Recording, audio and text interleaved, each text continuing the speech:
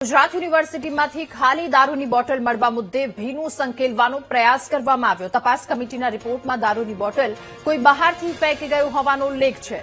તપાસ કમિટીએ કેમ્પસમાં વધારે કેમેરા લગાવવાની ભલામણ કરી અને સંતોષ માની લીધો. તો રિપોર્ટ આવતા યુનિવર્સિટીની સિક્યોરિટી પર સવાલો ઉઠ્યા છે. યુનિવર્સિટીમાં દારૂની બોટલ કોણે નાખી એ સૌથી મોટો સવાલ છે.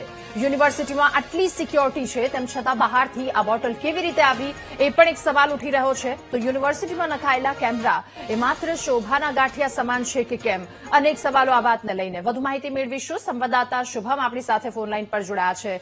શુભમ, દારૂની ખાલી બોટલ મળવાના કેસમાં રિપોર્ટ આવ્યો, જો કે સંતોષ માની લીધો છે કે બહારથી કોઈક ફેંકી ગયા છે.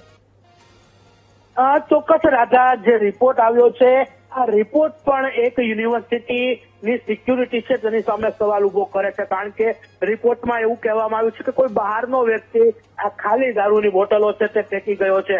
તો સવાલ એ ઉભો થાય છે કે દર વર્ષે કરોડો રૂપિયાનો ખર્ચો કરી અને સિક્યુરિટી પાછળ જે કોન્ટ્રાક્ટ આપવા બાજુ ખર્ચ કરવામાં આવે છે એ સિક્યુરિટીના જવાનો ક્યાં હતા? કરોડો રૂપિયાના ખર્ચે જે સીસીટીવી કેમેરા લગાવવામાં આવ્યા છે આ કેમેરામાં કેમ કોઈ સંદિગ્ધ વ્યક્તિ છે તેના સામે આવ્યો? આવા અનેક સવાલો છે તે આ રિપોર્ટ સામે આવી રહ્યા છે. બીજી તરફ તપાસ કમિટીએ છે તે યુનિવર્સિટીને એવી ભલામણ કરી છે કે જે કેમેરાઓ કેમ્પસમાં લગાવવામાં આવ્યા છે તે પૂરતા નથી, વધુ કેમેરાઓ લગાડવામાં આવે, હાઈ ડેફિનેશન વિઝ્યુલેશન વાળા કેમેરા લગાવવામાં આવે. સાથે સાથે અત્યારે જે કેમેરા લગાવેલા છે તેના એંગલ પ્રોપર ના હોવાનું પણ આ રિપોર્ટ તપાસ કમિટી છે તેણે યુનિવર્સિટીને છે તે જે સૂચના આપી છે. ચોક્કસથી આ રિપોર્ટ પણ યુનિવર્સિટીની કામગીરી અને તેના તંત્ર સામે સવાલો છે તે ઉભા કરતું આ રિપોર્ટ સામે આવ્યો છે. જી શુભમ, આભાર આપનો વિગતો સાથે જોડાવા બદલ.